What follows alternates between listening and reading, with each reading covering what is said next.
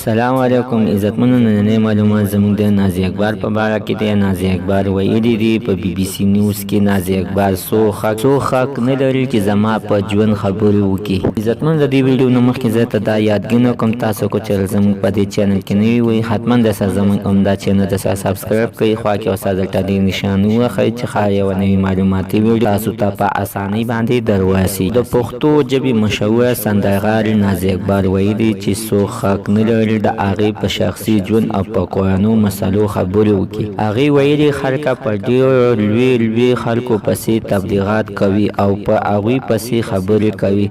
زه خو بیا یوه سندرغاړی یم. بي بي سي صاحب په خپله مرکه کې ویلي چې دا هر چا په کور کې ستونزې راځي، خو همداسې زموږ په کور کې هم ستونزې راغلې وې. هغوی زیاته کړه چې ما خپل ژوند تېر کړی دی، خو اوس زه هر څه د خپلو بچو لپاره کوم. زه یوه سندرغاړې د نورو خلکو لپاره یم، خو په خپل کور کې او د خپلو بچو لپاره زه یو مور یم او د هغوی خدمت کوم. د نازي اقبال خاوند جاوید پیزا هم یاده کړې چې په هر کورنۍ کې مسلې راځي او داسې زموږ ترمنځ هم مسله راغلې وه، خو وایي چې اوس دوی بیرته عادي حالات ته ګرځېدلي دي. همداراز نازي اقبال ویلي چې زه د خلکو په خبرو پسې نه ګرځم او خپل ټول پام مې خپلې کورنۍ او خپل ژوند او کلتور او خپل دین ته دی.